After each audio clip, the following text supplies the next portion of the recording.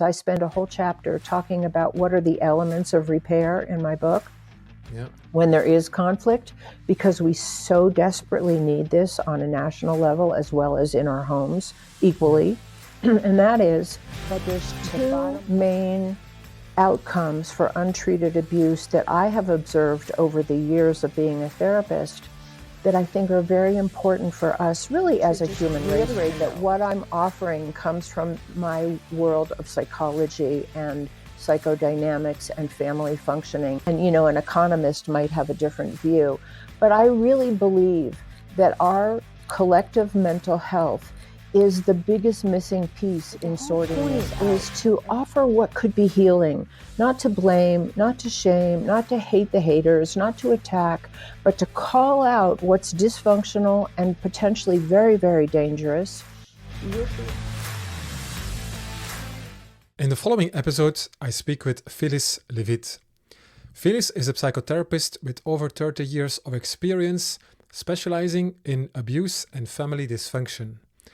After co-directing a sexual abuse treatment program, she ran a private practice and focused on healing trauma. Recognizing the link between individual mental health and social well-being, she wrote America and Therapy to apply therapeutic healing principles to national issues. Now retired, Phyllis writes and speaks on mental health and social healing, aiming to inspire hope and action in overcoming cycles of violence. Enjoy the conversation. Welcome in the Wake Insights, Phyllis. Thank you so much for having me here. I'm really happy to have you here, and certainly now in these important times that you are in. The elections are coming up in the US, and Right. You wrote a book, America and Therapy. So I want to know everything about this. And maybe first of all, I would like to know why you wrote specifically this book with this title. Yeah. I think because, as a therapist of so many years and so trained and experienced in family dynamics, and, mostly, even if you're working with an individual person, you're still working with their family of origin dynamics that have impacted them for better or for worse. And it became really obvious to me, as I think it has to many therapists, that our family dynamics are not exclusive to our family of origin. We take our family dynamics with us wherever we go, the parts we've learned to play to survive the best we can in the families we have, and we take them into the workplace, we take them into our marriages, we take them into the way we parent, and we take them into our larger communities and our social functioning and into government. And so it just became really clear to me that all groupings of people are operating on some level of either healthy family dynamics or dysfunctional and abusive family dynamics, and that in the world of psychology, we know so much about how to help interrupt the cycle of violence or abuse or neglect that is not being applied to some of the greatest dysfunction that happens on larger levels of society, including government. And so I felt like I wanted to bring that awareness to, whoever can hear, but to make it sort of common knowledge that a lot of what we're operating on in America, and certainly this is true for many countries around the world, but I talk about America because that's the country I know. Many of the dynamics that we operate on in our largest institutions, including government, are actually abusive and hurtful to many, many people. And especially, as you know, from probably being aware of what's going on in America today, there's an escalation in very violent rhetoric and inciting people to violence and rewarding people for complying with very dysfunctional dynamics. And a lot of people are like, how is this happening? Why is this going on? But the whole point of why I wrote the book, and I really want to emphasize this, is not only to make it common knowledge what some of these dynamics are, which I think a lot of people don't know because we don't train everyone in the world of psychology, But the whole point is to offer what could be healing, not to blame, not to shame, not to hate the haters, not to attack, but to call out what's dysfunctional and potentially very, very dangerous with the eye and the lens of how can we heal? How can we bring ourselves back off the ledge of so much violence and destructive political dynamics and social functioning? Amazing. Yeah. Can you explain a bit so what's really going on today in the United States? We have like two parties, the left and the right, which is very exceptional, and at the same time can cause a lot of conflict, and certainly when you see that it's almost 50% that is going to the left and I to the right, know, so the country is very divided. So very. how did we end up here? Do you have an explanation on that based on your experience in psychology and these dynamics you mentioned? Well, I would say that half of my book is devoted to that. Like, how did we end Mhm. up here? So, Yeah. to try to put some things in a nutshell, and to just reiterate that what I'm offering comes from my world of psychology and psychodynamics and family functioning. And, an economist might have a different view. But I really believe that our collective mental health is the biggest missing piece in sorting this out. And the reason why I say this is because mentally healthy people don't incite violence. They don't want to kill other people. They don't want to withhold resources or steal resources from other people. They don't hate and discriminate. So it's a sign of growing collective mental health that so many people are invested in these highly dysfunctional behaviors that we would never want or allow, if possible, in our own homes. So we have this disconnect between what we all want for ourselves, which is love and belonging and safety and being provided for, and the tools to navigate our disagreements without violence. All those things that we want for ourselves, we're somehow condoning be done to other people.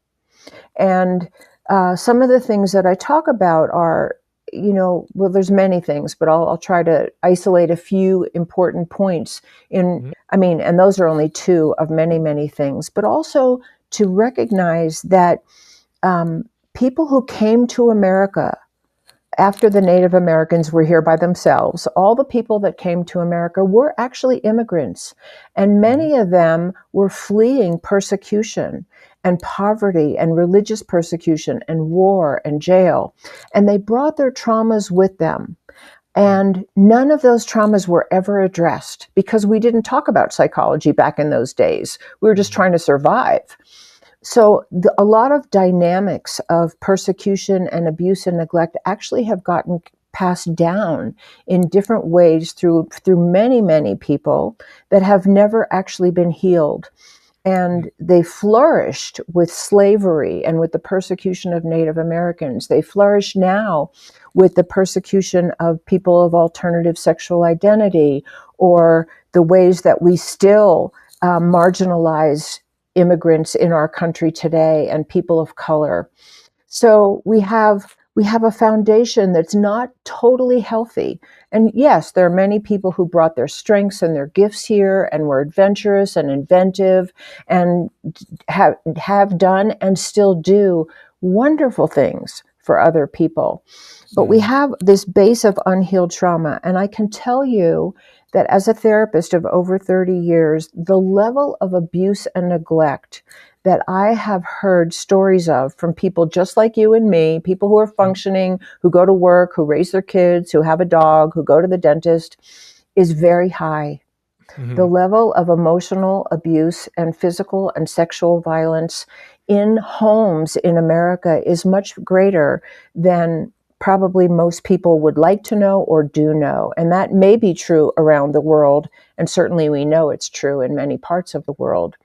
And that level of abuse and dysfunction has lasting effects on people. And that's what we treat in the world of psychology, that Yeah. we treat the harm that people have done to one another, that have created wounds that then repeat themselves in their adult functioning. Yeah. So we're seeing a lot of that, and I can tell you more specific details about what those dynamics are, depending on what road you want to go down in our conversation.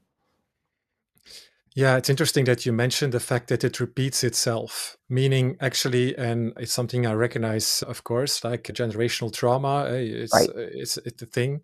It's really, yeah, proven that it's something that's happening. How, Absolutely. and to me, it's all to do with the level of consciousness that people have around that. Because That's right. a lot of people don't realize actually that they are in this pattern, and they developed coping mechanisms. You have a lot of addiction you hear about in the United States, but it's everywhere Yep. in the world actually. But people need to understand what they are in, what that they are carrying trauma, and that the only way out is to heal and to dive into themselves instead of looking for external solutions. So I believe that your book contributes to that, to increase that level of consciousness. Can you explain a little bit what is your strategy around that? How do you see what would be a good way actually to, yeah, to increase the level of consciousness to everybody in the United States, as that Yeah. of your book? Since the launch of this podcast, I haven't really introduced the True Impact Club yet. Are you looking to expand your network with other well-being entrepreneurs? Or you want to gain valuable insights into industry trends, business strategies, or sales and marketing? Or maybe you're looking for potential collaborations to grow together with like-minded entrepreneurs? If so, the True Impact Club might be perfect for you. It's a community where we meet bi-weekly to share our stories and journeys. Are you interested in joining? Just visit trueimpactclub.com to find all resources you need to become a member of the community. Thank you, and let's continue the conversation. Yeah, well, and that this sort of half of the book is really about exactly that. It's really about educating people in a non-judgmental, non-hateful kind of way. Like, this is what's happening. There's a way to call out abuse and neglect without desiring retribution or labeling people as horrible people. Because one of the things that I've discovered as a therapist, and I think many therapists can tell you the same thing, is that inside the perpetrator is a victim. Mhm. And so, in order to stop the cycle of victimization and perpetration and violence, we have to commit to helping heal everyone and stop looking for who to blame. And that's the tenor of our country today. Who's to blame for your ills? And and often the people that are targeted by the highest levels of institution and government are not even doing anything. um, it's almost like we have to find somebody to blame for our ills instead of what you said, which is the heart of psychology and psychotherapy, to heal our own wounds, because that's the access to actually changing our human relations. Mm. So, what I do in the first part of the book is really try to educate people about what are the dynamics of abuse. Exactly as you just said, many people don't even know that that's what's happening. I had a client that was being terribly abused. She had been abused all through her childhood. She was still being abused as an adult by one of her parents. And she had no idea that it was abuse because it was all she knew. And because the message to her was everything that happened to her was her fault. So she Mm. just believed she was a bad person and she deserved what happened to her. And when I told her that she was being abused, she looked at me in shock. Mm. And I think, and that's an extreme, but I think it's not uncommon that people don't actually know that these are some of the nutshell things I can give you Yeah. that apply to a country. Abusers in individual families blame their victims for what they do to them. You wore Yeah. that tight skirt, you were asking for it. You talked back, so I had a right to beat you. Whatever, you're failing in school, therefore I'm going to lock you out of the house, rather than seeing that they're at all responsible for the symptoms that their victims manifest. So perpetrators, abusers, blame their victims for the abuse that they heap on them, and then they blame them for their symptoms. And Yeah. in our country, just to zoom out for a minute, and you probably see this all over the world, um, But for instance, we have widening economic gaps. We have many people living below poverty level, many children living below poverty level, who are discriminated against, can't get a good education, are often not hired because of the color of their skin. And then they're poor and they go on welfare, and we blame them and we call them entitled, rather than seeing that in the family of America, we're not treating people the way we would want to be treated ourselves. So we Mm-hmm. blame our victims for their symptoms. We also, abusive parents or abusive adults in a family will also really go after the truth tellers. If somebody tries to get help or call out that they're being hurt, often they're either totally alienated, kicked out of the family, or they're the subject of more abuse for actually telling what's going on. And we do the same thing in America. There are peaceful demonstrators who marched for, the Me Too movement. And when George Floyd was murdered, people were demonstrating peacefully for Black Lives Matter, and they were Mm-hmm. tear gassed and shot with rubber bullets and jailed. So and again, we're looking at the dynamic to identify it, not to hate anyone, but to say these are abuse dynamics and they have lasting effects. People who are hurt don't just go silently into the night. And I talk about this a lot in my book because I think it's really not common knowledge that among all the symptoms like depression and anxiety and obsessiveness and rigidity and poor boundaries or rigid boundaries or violence and hatred, or there are many symptoms of untreated abuse, and we see them all the time in our offices, all the Mm-hmm. time. And if we didn't trace them back to their origins, we couldn't help people. But there's two main outcomes for untreated abuse that I have observed over the years of being a therapist that I think are very important for us, really, as a human race to know. But I speak to America, like I said, because I'm an American. Mm-hmm. But I think this is happening all over the world. The two main outcomes of untreated abuse look like these two things: learned helplessness on the one hand, and identification with the aggressor on the other. Yeah. So many people who are completely overpowered and hurt, whether they're sexually assaulted, physically abused, or verbally and mentally abused, or their resources are withheld, or they're kicked out, whatever happens to them, many people feel so overpowered that they've given up trying to defend themselves, and they become helpless and hopeless. Yeah. And they carry that out into their adult life.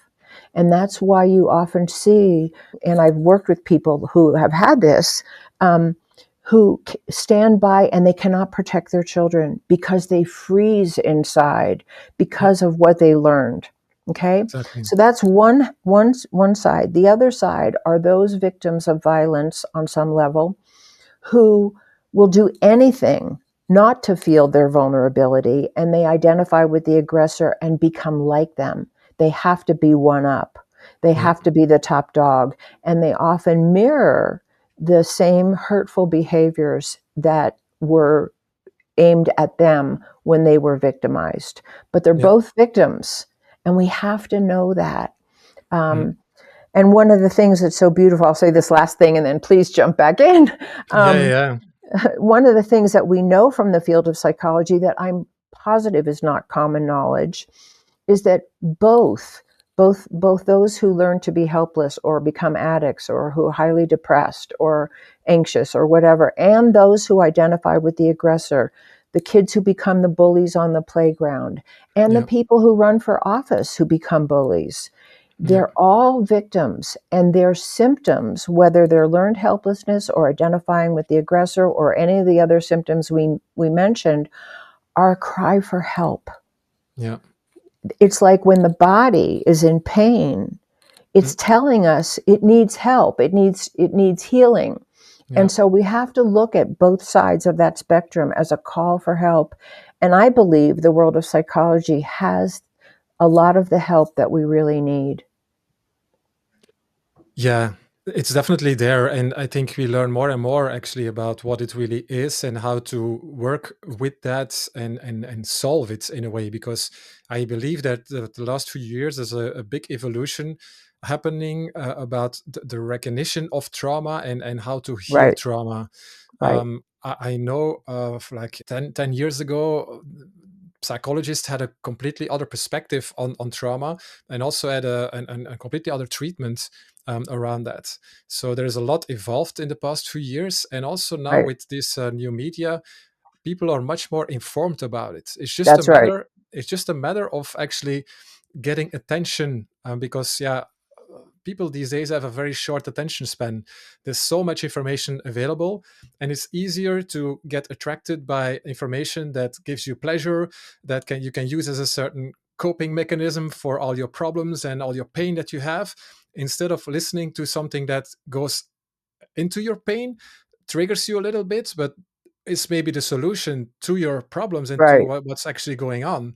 So I'm wondering how you look at that. How you have seen that evolution, of course, that information decade that we were in, and how do you think, because also yeah you were talking about different generations, right? Yeah, like you talk about younger people and you talk about people that are in power, they have position. It's much more difficult for them actually to see what's going on and to change that. um, there is more potential in younger people. So I'm curious, do you see a way um, to so that these younger people getting more informed about that and see what the real problem is and then can start their healing journey? Hey, just a quick note from our sponsor, True Impact Agency. If you want to set up marketing funnels, create landing pages, or start advertising campaigns, they have years of experience offering these kind of marketing services. You can just get in touch with them through the website, through impactagency.com, and there's also a free ebook for you to download, where you can learn how to turn quality leads into paying customers. Thank you very much, and let's continue the episode.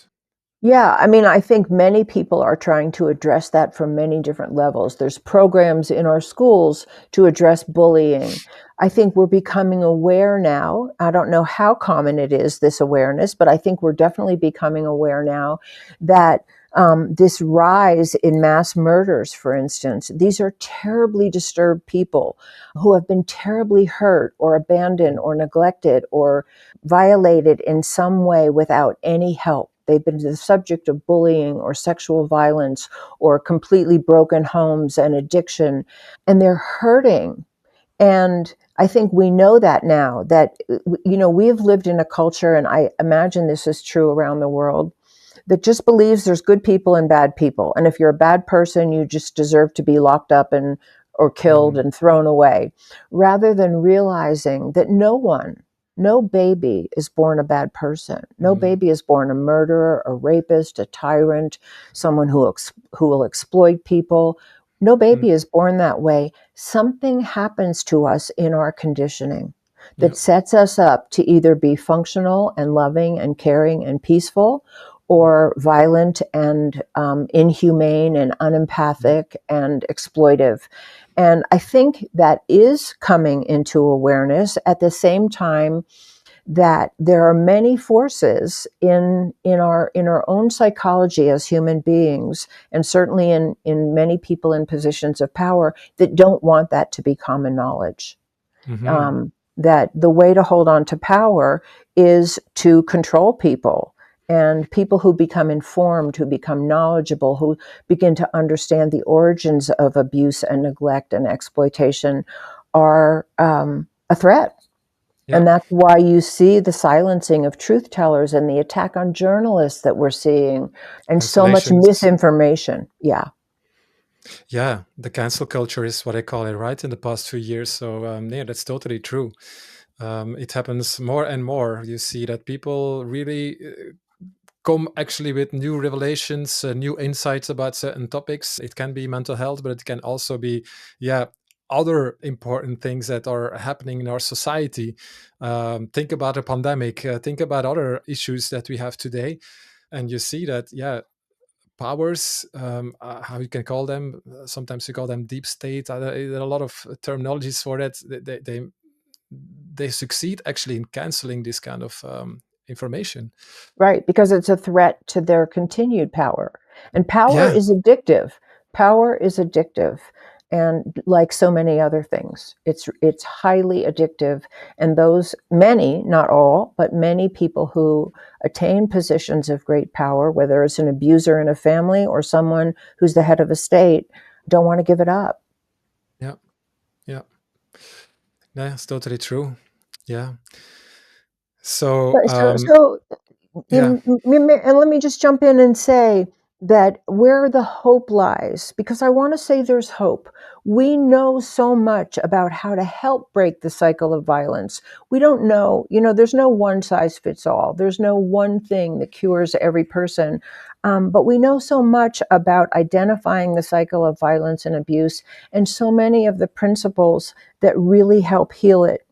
And one of them is, and I'll say this, and I've said this many, many times when I've spoken about my book, is that what is the main thing that brings people to therapy? So if we're talking about a person, a family, a couple, or a country, the main thing that brings people to therapy is pain.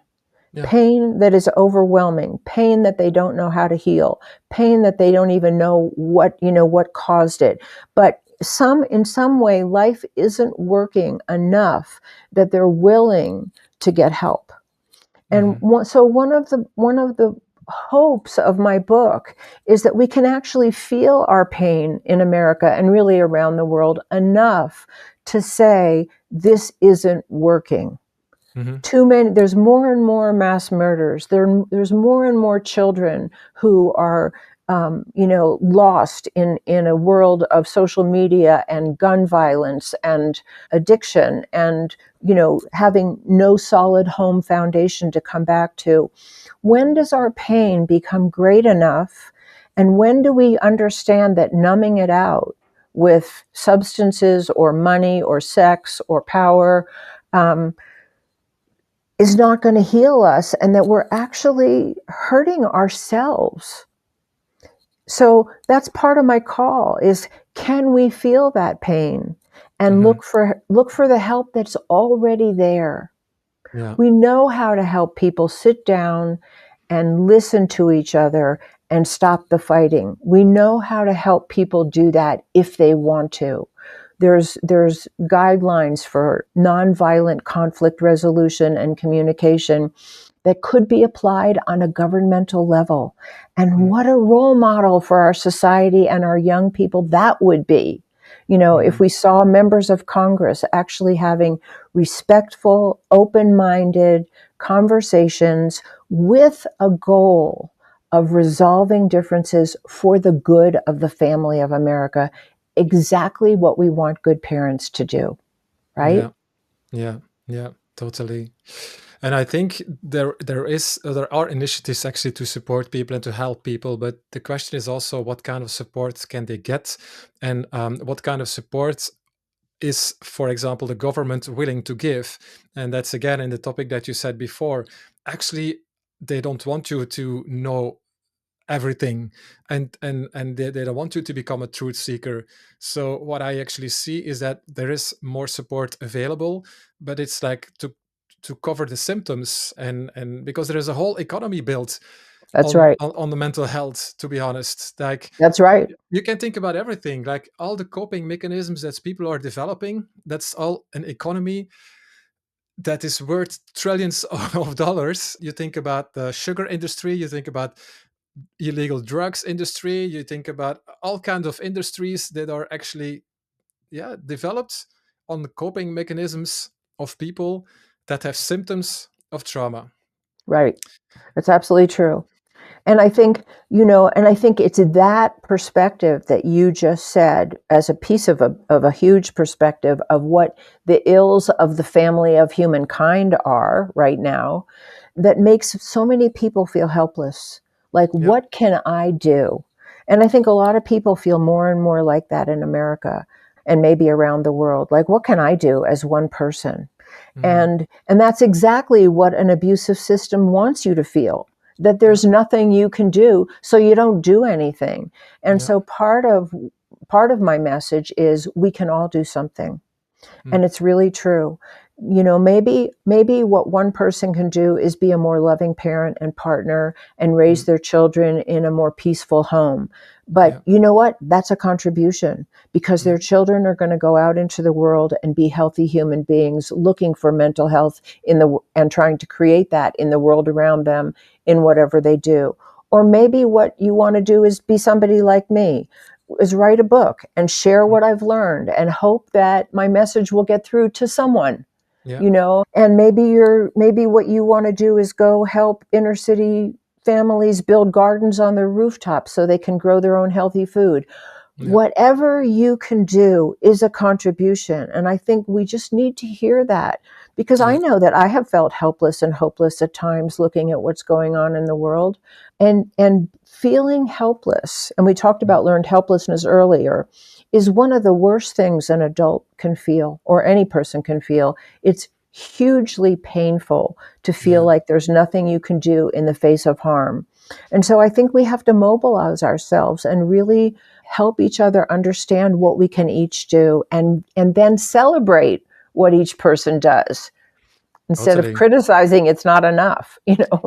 No, yeah, for sure. That's so true. Yeah, and also the most difficult thing is actually to ask for help.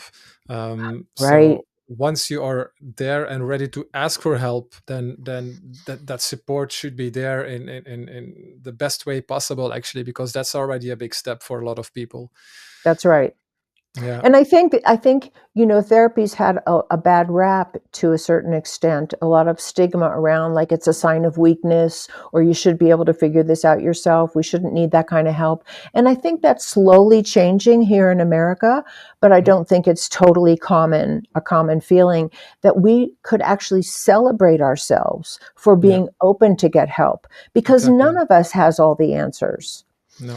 But I also just did want to throw in that what you're doing is something that's a great contribution. And I think the podcast world is an amazing resource now for people to have Mm. a voice that's outside of the control of mainstream media. Um, Totally. and it's a fabulous service. You can reach thousands of people just by Yeah. doing a recording. That's totally true, and I'm happy you mentioned that for sure. And also, podcast is under attack because also their podcasts are getting cancelled, or the platforms try to, put their power on it, and that's why Right. there are some alternative platforms that are getting developed and things like that. So it's a good evolution. So at the end, if people want to consume certain kind of content, they will find it, and that's a good thing. People know that it's available, and people can just focus on the stories and the content and the information that they want to hear, actually. Right. And that's really interesting. Yeah. Another question, I want to go a little bit to your own story. So you're doing this work already for many years, and Hmm. I'm actually very curious why is this so important for you, actually? What was a moment in your life, maybe, or maybe certain kind of events in your life that made you decide, to do this kind of work, evolving to writing a book? But I think you wrote a few books already, so I want to hear a little bit your personal experience. Yeah. I mean, my personal experience has everything to do with what I'm doing, like so many people, that we sort of evolve to champion something that's helped us. I was abused as a child. For whatever reason, I had an inordinate amount of pain growing up that I tried to hide. I was very ashamed of feeling like I didn't fit in. I didn't know what was wrong with me. I had no memory of anything that had happened to me when I was growing up, because a lot of it happened very early on. And I just felt very other. I suffered from some of what I talked about, especially the learned helplessness, and I was very ashamed of that. And at the same time, I always knew there was something else inside of me. I knew there was a life force that really wanted to get out, that wanted to find expression in the world. So I had these two things sort of running side by side, but they were completely separate. Mm. And the way that I coped as a young person was to become a really good student. I actually loved school, and I loved learning, and I loved reading. So that was great that I had that. But I put my whole self into being a good student. And at a certain point, I got involved in a spiritual group. I got married. I had 3 children. I was in a very dysfunctional marriage. What did you Um, study, by the way? well, I studied English in college. I was an English major, but then I went back to school and studied psychology when Okay. after my children were born. But I was an English major. I just loved reading and I loved ideas and um, Hmm. but at a certain point, it all fell apart. It totally fell apart, and I was, maybe what you'd call the dark night of the soul when I was in my 30s, and I finally went to therapy, and it changed my life. It Yeah. just changed my life. I began to put some pieces together. I began to remember what happened to me. I did a lot of, several years of very deep work and became a therapist. And Yeah. that's really what happened for me. I understood that my early conditioning, and particularly the very hurtful things that had happened to me, had everything to do with how dysfunctional I felt, that I wasn't born that way. There wasn't, my essential self was still there, and it had been calling to me this whole time. And that's really my story. And then what happened was, I did an internship in graduate school in a sexual abuse treatment program, and that was very, very educational for me. I worked with Mm, some really wonderful people, and I learned so much about the whole, more and more about the dynamics, because you don't learn all that in graduate school. You really don't. mm, And then I began to put two and two together. I thought, well, if I suffered so greatly from what happened to me, and I still had food to eat, and I wasn't living in a bombed out village, and, nobody basically knew, my outer world looked pretty okay. If I was suffering that terribly from what happened to me, what about all the people who whose suffering is overt, who are living in poverty, who can't get a job, who are hated because they're black or a woman mm, or they're disabled or whatever? What about all of these people having massive trauma, no safety, no access to help? And I thought, we're in this big family that's not only not treating its victims, but is victimizing. mm, mm, And so I took everything that I learned about family systems and healthy and unhealthy families, and just couldn't help but see it playing out all mm, around mm. me. Yeah. Mm. Wow. Interesting. There's a question that's coming up into my mind actually that I sometimes speak about, but never really asked. And I think now it's a good opportunity to ask you that. So, for someone that wants to succeed in life, what is the most important? Is it being raised in a family that doesn't live in poverty, that has the meanings actually to finance your studies so that you are able to going to school, or is it actually the way that you're raised in, having a warm connection with your parents? Your parents were always there, or is it someone that has a good upraising by the mother and the father that were always present in the family? So, what kind of person has the most potential to succeed in life? I mean, there's probably a million answers to that question, but the thing that comes to my mind first is that I think the people who have the best chance to succeed in life are those who live in an environment, whether they're rich or they're poor, that is loving and kind and Yeah. committed to peaceful conflict resolution. Because conflict is really where the rubber meets the road. What happens when we don't agree? And we'll always not agree. People will never see things always exactly the same way, nor should we. We all have different perspectives. And in the best of all human relations, we value that people have different things to bring to the table. So I think the people who have the best chance of succeeding are those who live in a loving environment that's safe, where they're provided for, where there are good boundaries. This is where I end and you begin. I have to make way for you as well as I want you to make way for me. And that we're committed to resolving our distant differences without hurting each other. Hmm. And I call that high-tech human relations in my book. We Okay. want high-tech everything in this world except human relations. And that's Mm. what the conversation I really wanted to bring to the table with my book. Okay, yeah. You see, a lot of these stories are appearing like successful entrepreneurs, and Right, and then they say, yeah, we were immigrants, we're coming for a poor right. family, we are refugees, we had to escape war and come to United States, and I became a successful entrepreneur. But I did the analysis of all these people that are really successful, and in a lot of cases, I see that they talk about their mother, and they talk about their love of their mother and the support that they had from their mother. Hmm.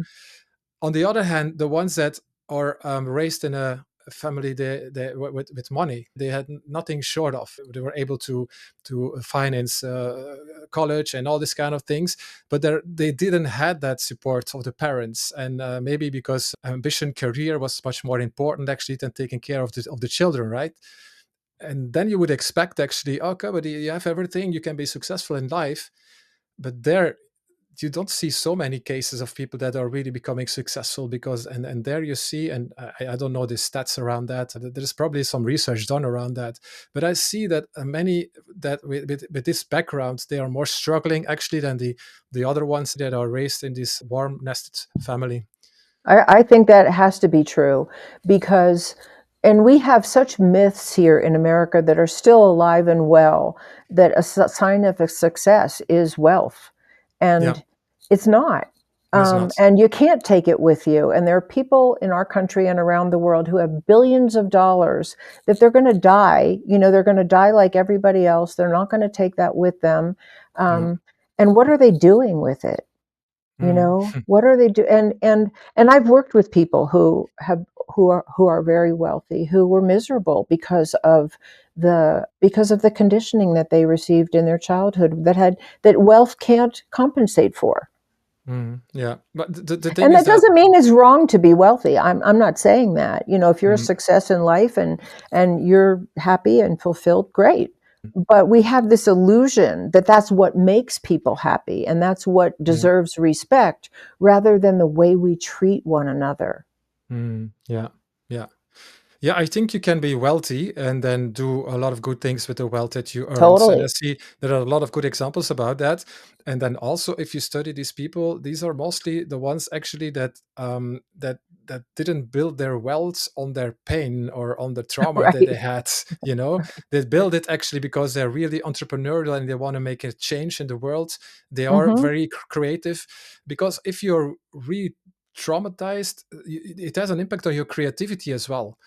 You're more gonna operate out of willpower and prestige and want to do things, but your creativity is not always available. It's of course not for everybody, um, but the ones that are unsuccessful, they have that creativity and they are there actually to develop yeah, amazing products, amazing services in the world. They are successful, and once they Right. got wealthy, they're gonna support and they're going to give their wealth away to other good purposes. So there are Right. a lot of examples about that. But of course, Exactly. as you say, you also have the other ones, and are the ones for whom it's never enough. They have 1 million, 10 million, 100, 500 million. They always want more, and they're greedy, and it's never enough. And that's probably the group that you were talking about. Yeah. Hmm. Yeah, and again, there's nothing wrong with the whole idea of being successful. No. It really just comes down to how do we treat each other? How does a Mm, really successful person treat their employees? What kind of a work environment do they create? yeah. Do they help people succeed? Do they honor people for their contribution? These are all, we don't have to have the same amount of money in the bank. We never will.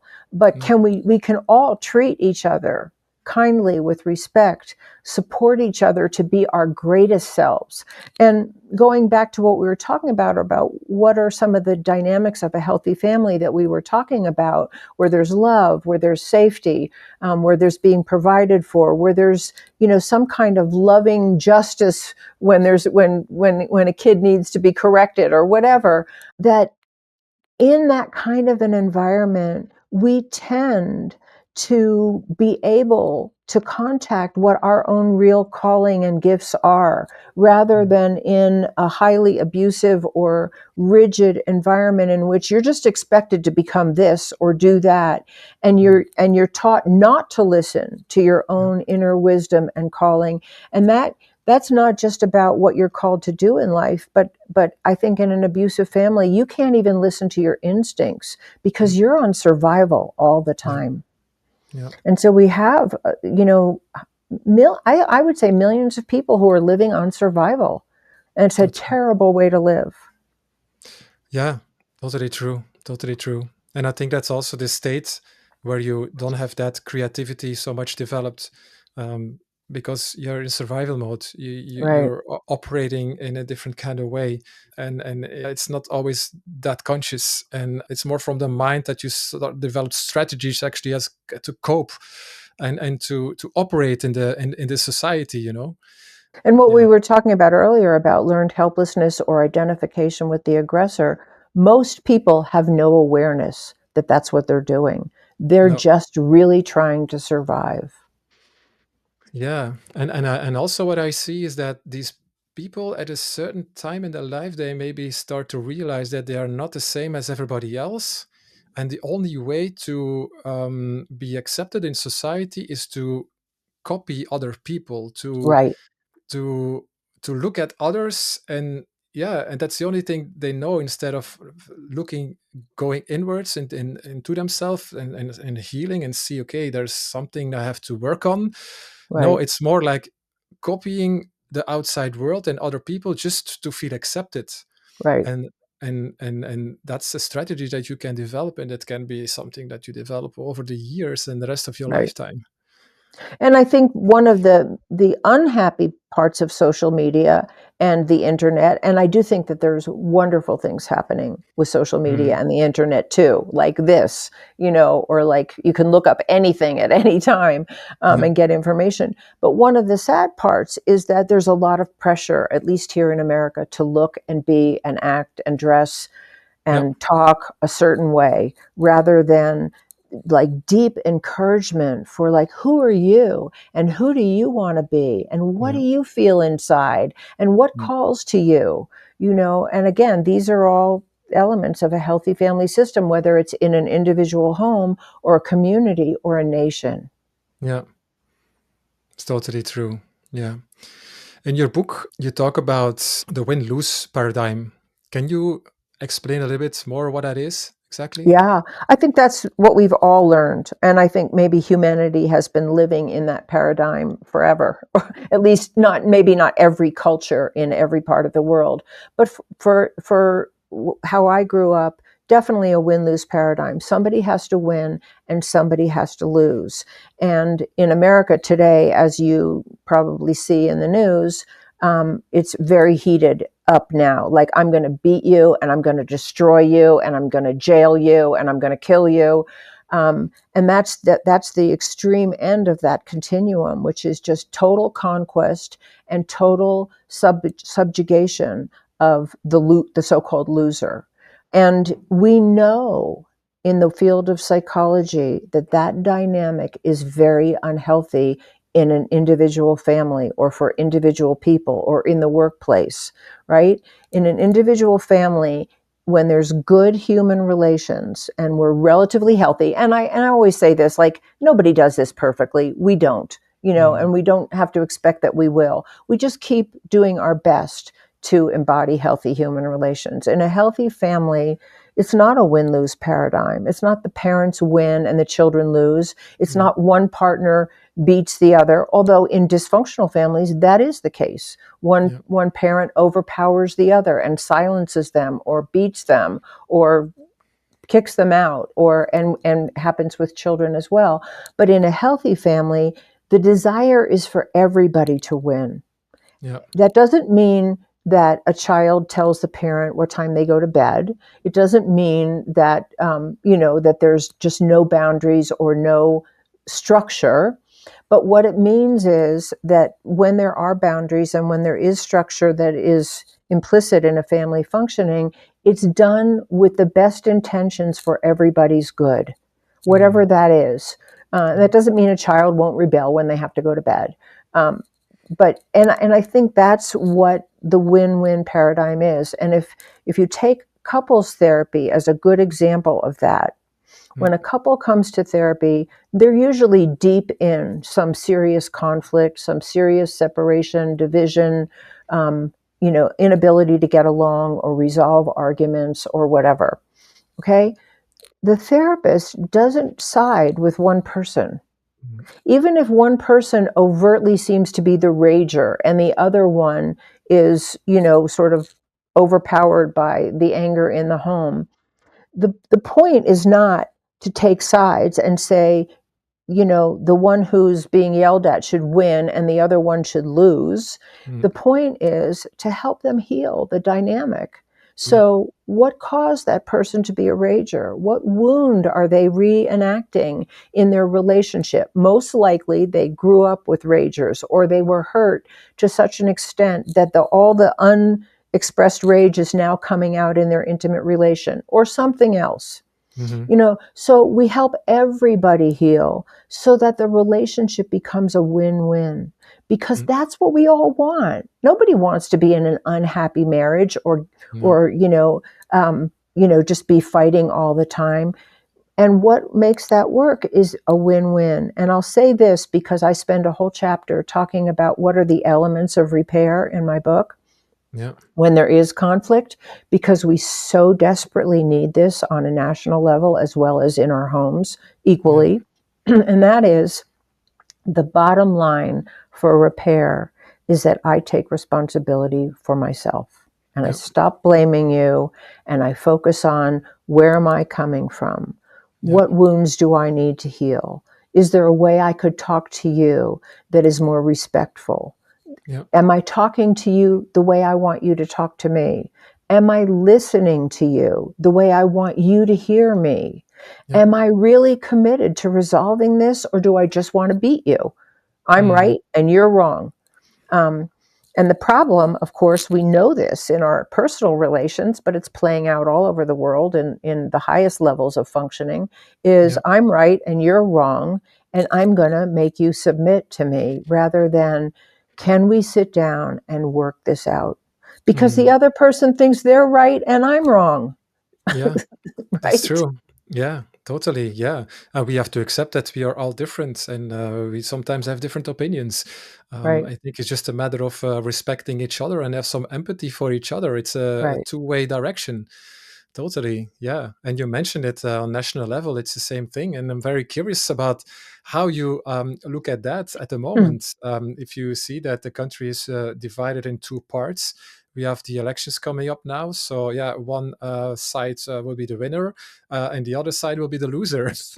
So, Hmm. how do you see the future, the near future actually, of the United States at the moment? And Yeah. maybe it will, yeah, extend to the rest of the world because the United States is involved in other parts of the world, undoubtedly. So, do you have some ideas around that? How that will evolve? Some Well, scenarios? well, I think that there are things that, I would love to make common knowledge. First of all, I just want to say that when I was growing up, and I've lived through many, many elections, um, it was never like this when I grew up. One party won and one party lost in every election, but there was never this kind of hatred and threats of violence. It was Mm, just the way it was. Sometimes it's a Democrat and they do their policies, and sometimes it's a Republican and they do their policies, and we accepted that. I have no memory of it ever being the way it is now. And yeah, I think that the way it is now is actually a symptom of our declining mental health, because yeah, mentally healthy people can accept a loss. yeah, Mentally healthy people can go on and continue to advocate for what they advocate for without threatening violence for anybody who disagrees with them. mm, So that's why I wrote my book, because I think it's our collective and individual mental health from the bottom up on the family and community level and the top down from the highest reaches of government that is really falling into abuse dynamics without knowing that that's mm, what we're doing, and that we could actually bring, like, some of the things I talk about and I think about are having mediators in Congress and holding people to the guidelines of nonviolent conflict resolution. Um, and really looking at our mental health as not as like, oh my God, that person's crazy, but Yeah. what created this? What created this? What happened to that person in their childhood? How could that be healed? Hmm. And bringing that to national awareness so that when we go to vote, we are looking to empower people who could actually support a healthy family dynamic in this country. Yeah. So I think a lot of education is what needs to happen. I don't know what the fallout from this election will be. I certainly hope that we have the good sense not to fall into violence, no matter what the outcome is. Mm. Um, there are many, many, many people out there who are speaking to that. I really don't know it, and it's definitely worrisome for many, many Yeah. people, whether regardless of who wins, Yeah. what Yeah. Yeah. what the outcome will be. So for me, I come back to exactly what I was talking about in the beginning, because it can feel really overwhelming and scary, because I Yeah. think it's scary. Um, I come back to, what can I do? Who can I be? Who Yeah. can I help influence in a way that I think is constructive and toward peace and toward resolution? And I'm just going to keep doing that as long as I Mhm. live. That's amazing. Yeah. I think that's the best you can do. Things that you can control for yourself. These are the Right. only things you should focus on, actually, because, yeah, all the other things are basically out of control, of your own Hmm. control. You can look at it, you can analyze it, you can have opinions about it, but there's Right. not a lot you can do about it, actually. Right. So yeah, that's the thing. Yeah, when you were explaining that, I was also thinking about the pain. So we are, yeah, really in a situation where you feel more like the collective pain. If you talk about trauma, you have the personal trauma That's situations, but right. you have the collective trauma situation. That's right. I had an episode before this one, actually, about someone that is studying that for a few years already now as well, and yeah, it's really interesting to hear his analysis around that as well. But what I'm saying is, we are in that situation where we feel the pain, and sometimes on a personal level, you see the only way out is that people collapse, or a system collapse. Something has to collapse, and then actually Hmm. it's the time to say, yeah, I can't control it anymore. I can't go any further anymore. Something needs to change. Right. Right. And a Yeah, system may need to collapse. And, certainly that has happened throughout history. My desire, my heart's longing is that our system could collapse without mass murder and civil war and, acceleration of hatred and blame and targeting of innocent people, because that's the way of an abusive system. And, I'm my heart breaks for that possibility, and I want to mm-hmm. do my share in having that, Mm-hmm. influencing that not to happen, and know that I'm not alone. I'm not the savior of the world, and no one person is. No. But collectively, if we can feel our camaraderie with those who are on the same wavelength of really working toward peace and safety and love and care for one another, Mm-hmm. that's where power lies. Mm-hmm. Mm-hmm. Mm-hmm. Appropriate power. Yeah, totally, totally. Hmm. One of the things I talk about in my book is, and I talk about some big paradigm shifts that I feel that we really need to make as larger groupings of people, that we see happen in families that begin to heal, or in people's lives when they do the healing work. And one of those is our relationship to power, that we really need to learn how to share power and not Yeah. keep it all for ourselves. And in a healthy family, that's what happens. A wife has a say, a husband has a say, children have a say. They may not have all the parent power that their parents have, but they're heard, they're respected, their thoughts and their feelings and their needs have a place at the table. And and that's a healthy family. And there's no reason why, without the will to do it and the knowledge to do it and the urgency to do it and enough pain behind it to motivate us, that we can't do it. Yeah. And I think our lives depend on it. Honestly, I think our lives depend on it. Yeah. Yeah. Totally, yeah. That's beautiful how you say that. Yeah, we have to share the power, and that's really true. That's really true. It feels so relieving actually if I just hear you saying that, um, because yeah, we know that power is so much concentrated into the few, one person, a few people, and you Yeah. feel that there's a lot of side effects on that, and it's not healthy to having so much power, and also the tendency to keep the power, and Right. all the the symptoms that come out of that. So the only way out is really find ways to share the power, and to And, become and to powerful together. right. And to understand that when people are overpowered in really hurtful ways, they Yeah, become symptomatic. yeah, The rage inside them is either going to get turned on themselves or on other people or on the earth or mm, animals or children or their employees or you know what I'm saying? It's like we're creating a powder yeah, keg in humanity if we don't understand that if we hold power that way in the win-lose model, in the power over model, that we're actually creating the very thing that we don't want, which is yeah. more violence in our society. True. Yeah, yeah. It's true, but if you think about it, these are all very complex structures that are created over the years.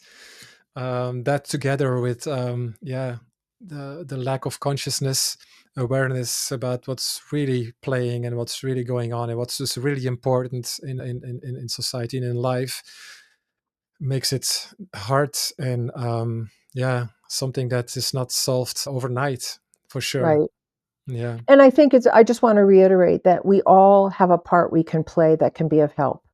Every Mm, single person can. There was a beautiful story, a very sad story that I read about a man who had committed suicide. He jumped off a bridge, and when they went to his apartment and, wanted to see if there was a note or, just what was there was a note. And he said, I'm going to kill myself. I'm going to jump off this bridge unless one person smiles at me on my way there. And obviously, mm, no one did. And it's not anybody's fault, but that's how lonely, that's how alienated, that's how desperate this man felt, that he just needed one sign of yeah, human connection yeah, to want to live. And there are many, many people who feel that alienated. And we can all be that person who smiles at a stranger, who offers mm. them a seat, who opens the door, who helps them carry their groceries. We can all be that person. That's true. That's true. We can be that person, but at the same time, knowing that most of our society is struggling with their own mental health issues, people that don't really feel fulfilled and happy inside, if that's your state, it's difficult to smile to other people. It's absolutely right. So it's Yeah, for who can. It's for who can. You know, yeah. But absolutely. you can work on it. You can make yourself happy and make other people happy, and understand that you can actually influence other people's state. That's also an important one, I think, because sometimes, and I can speak for myself as well, I know when I was younger, my states were sometimes dependent on someone else's state. Totally. Some person that stands in front of me and is angry at me or feel frustrated or feels triggered, that triggers me, that makes me feel bad. So that dynamic, if you don't understand, if you don't know what that is, then you're the victim of it.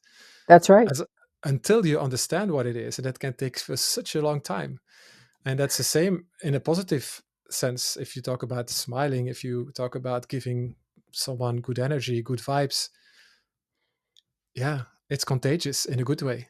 Right. And when you think of all the children who grow up in homes that are abusive or violent or neglectful, who are getting terrible messages, seeing rage, seeing people beat each other, seeing Yeah, conflict that doesn't get resolved, they've absorbed all that. And yeah, it's not their fault. no, And we have to understand that victimization that lies in the heart of so many little children that they carry out into the world. And really, I believe that the access to to one of the accesses, and there's many obviously that we've talked about and many that we haven't, to breaking this cycle is to really giving, um, to really helping our families, to helping take the stress off parents, to providing, to use, we have billions of dollars in tax dollars in America. Yeah. So many of those tax dollars go to defense. What if they Yeah. went to helping families earn a living wage, have better health care, better education opportunities, parenting classes for people, helping people who are abusive rather than jailing them or Yeah. hate, let's help heal the victim inside each other. That's the real access to stopping the cycle. That's definitely very true, but I'm a little bit afraid that we're now living in times that that's not going to happen very soon.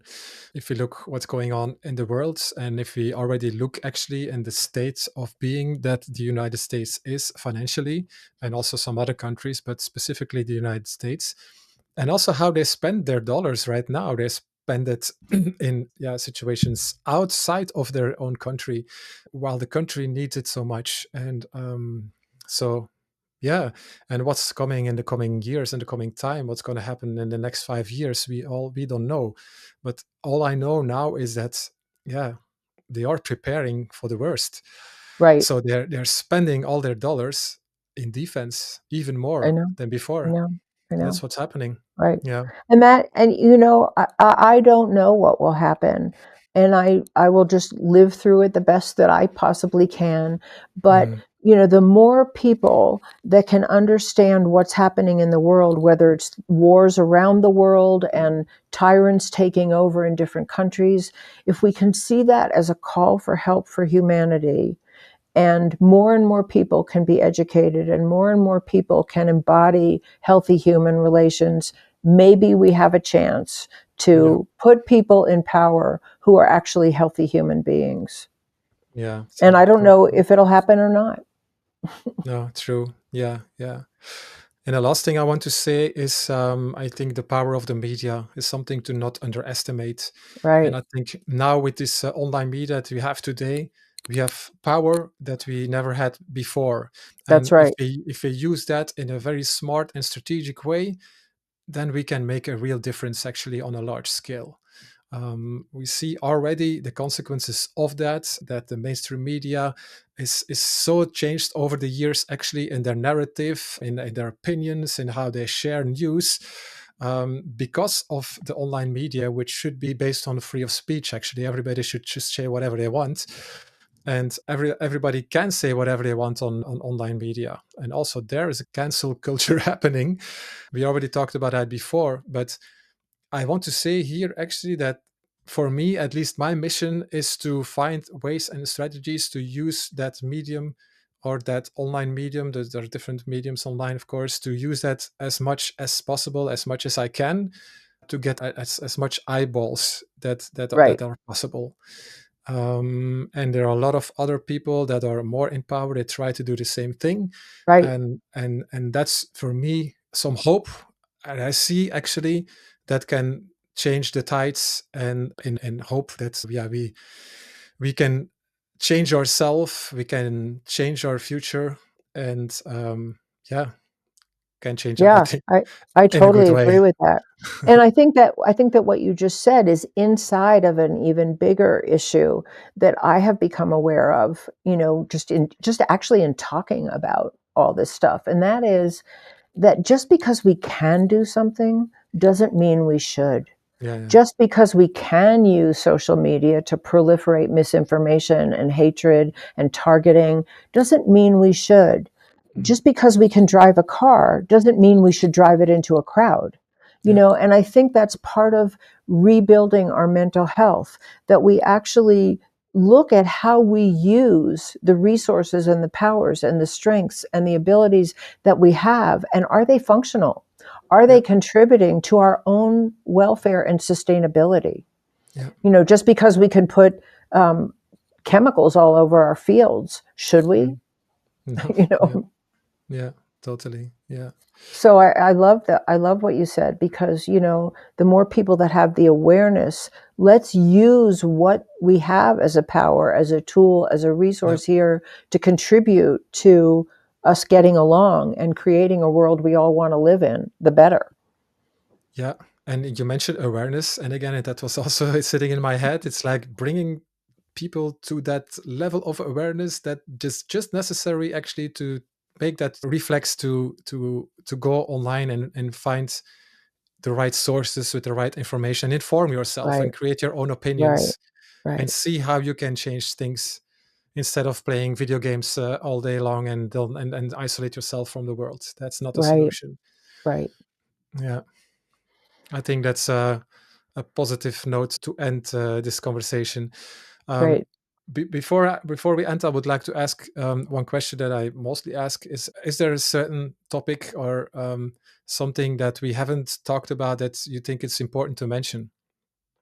Hmm. Um, well, um, I think that there are some big paradigm shifts that we're looking at making that we just sort of talked a little bit around the edge of, and but they're big topics. But I'll just mention that I think within that power over, um, moving toward a power shared paradigm of human relations, we're looking at what's the appropriate place for competition within a context of cooperation. I think we're looking at the whole issue of equality. Are we actually seeing one another as equally deserving of the best treatment? Or are we still living in a mindset that some people are less equal and less deserving? Mm, Um, so there's some other big paradigm shifts, and there's a lot more to be said about how do we embody the healing principles ourselves. But I think the bottom line, and I'll just say this because it's impossible to encapsulate all that, but I think the bottom line is of good mental health that would save us from ourselves is if we all treated other people the way we want them to treat us. It mm, really comes down to that mm, that all of the injuries that I've ever seen a person bring to therapy, and everybody has a different story, is an injury to love and safe belonging. And if mm, we committed to love and safe belonging for everyone, we'd be out of this mess. And I know that it's easy to say and extremely difficult to do in the mm. world we live in. But somehow we have to hold that light at the end of the tunnel so we Yeah. know where we're going. Mm. Yeah, yeah. We have to believe that the future looks bright, for sure. We have to do our best. We have to We do have our to do our best. best. We have to do our Yeah, best. Yeah. totally, totally. Yeah. So, if people want to reach out to you or people want to get in touch with the work that you do, where can people find you? Yeah. The best place is my website, which is www.phyllisleavitt.com. You can contact me through my website. You can email me at phyllis@phyllisleavitt.com. Hmm. Have lots of interviews on YouTube. I have blogs on Substack. I'm on Facebook and LinkedIn. And, I try to post really informative, diagnostic, hopeful messages as much as I possibly can. You can get my book on Amazon, Barnes and Noble, any of the major booksellers. It's America in Therapy, A New Approach to Hope and Healing for a Nation in Crisis. And one thing I will say, if you do contact me on my website, and you will get a free copy of a PDF that I created that is called "The Six Secrets to Repairing Relationships After Conflict," and that Mm, that is a personal little course that I based on one of the chapters in my book, mm. which I referenced. And I'm also in the process of making a course out of my entire book that will be available sometime in the pretty near future. Yeah, amazing, amazing. Yeah, yeah. I would definitely recommend people to look at your website and download it for sure. So yeah, Phyllis, thanks a lot for these amazing insights in the work that you do. I think it's really important that our audience knows about this, that they learn about this, I hope they get some takeaways out of this. And I really would like to encourage you to continue doing everything that you do. And I feel and I see that you're very ambitious, and we need more people like you. Mm. And I do my part on that as well. And I hope I can do it as long as I can. You do the same, and there are many others out there. So it was really amazing to have you here. I already think like it would be interesting to do a second episode a little bit later after the Sure, elections, not right after, sure. but like some time after, just as a follow up to see I how would things love are to. going. Yeah, I would how love things. to. I would love Yeah, to. And let yeah, me just say thank you for all that you do, because I know that what you do is such a valuable service to so many people. And I'm really so happy and honored to be a guest on your show and to be able to participate in the great work that you're doing. I really mm, appreciate you. thank you.